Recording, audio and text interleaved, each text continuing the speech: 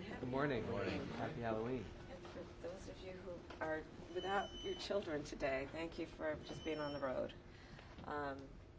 So today we will be leaving Wisconsin, heading west, and I'll be obviously in 3 states again today talking with the American people about the stakes of this election and the opportunity that we, the American people, have to chart a new way forward.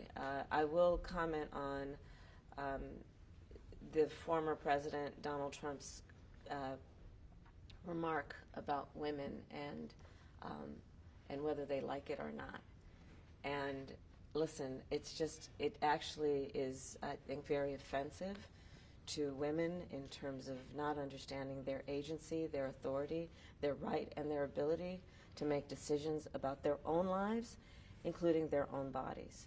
And this is just the latest on a series of reveals by the former president of how he thinks about women and their agency.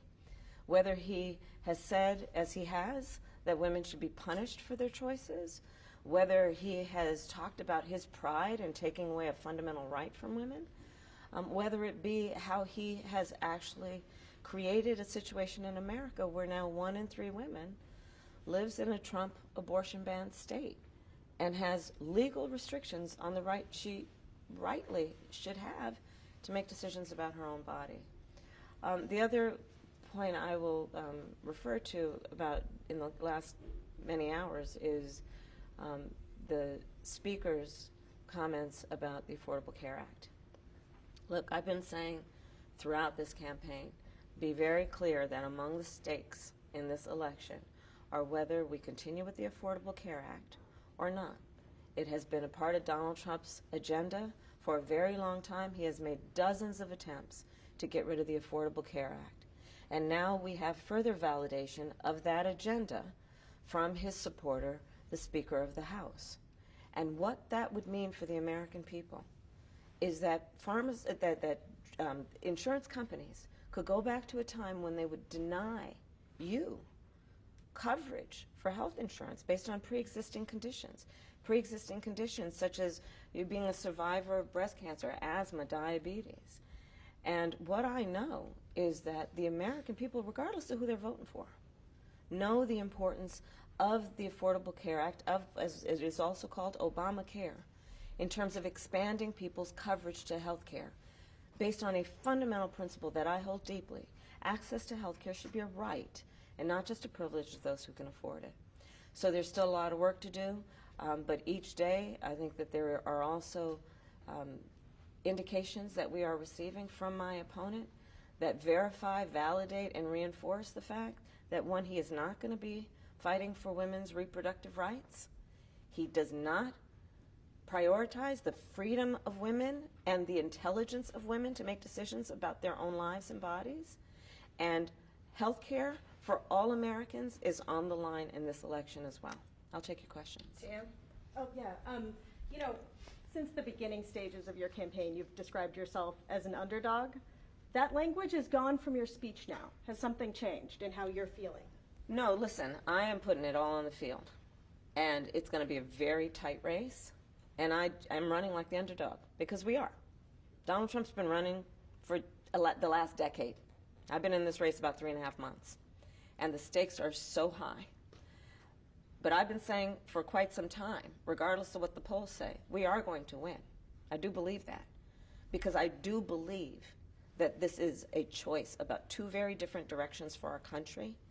And the choice being offered by Donald Trump is about going backward, about a constant emphasis on degrading the American people and our capacity, versus a track that is about bringing the country together, knowing we have more in common than what separates us, and we should have a plan, which I do, to actually get things done, including bringing down the cost of living for people, investing in our small businesses, expanding access to health care, investing in American industries, including the future of American industries and American workers.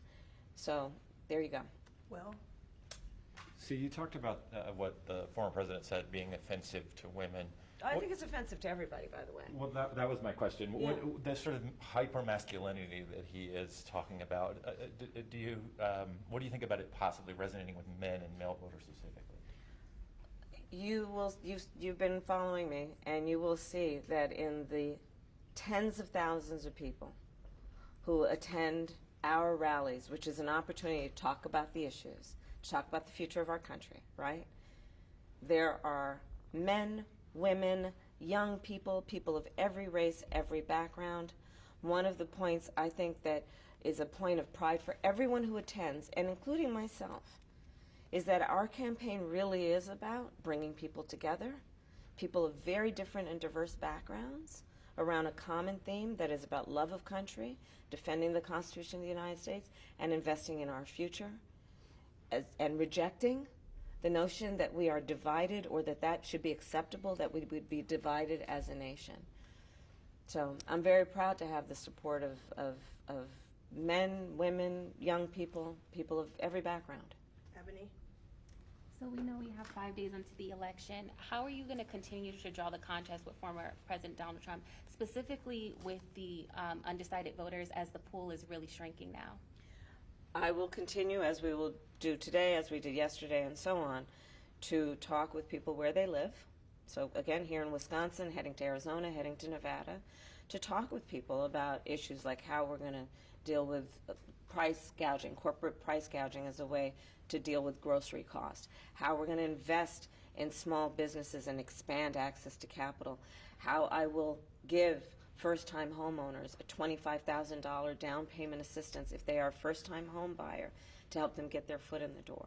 These are the issues that the American people want to talk about, because these are the issues that affect them. These are the issues they think about when they're sitting at their kitchen table or when they're trying to go to sleep at night.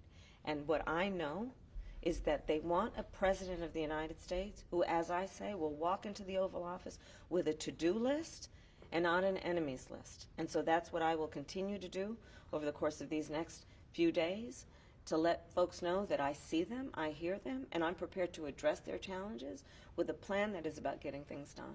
Thank you. Madam Vice President, go can you just west, talk talk about about Latinos. Hispanics? Can you please just say something about Hispanic voters going into today?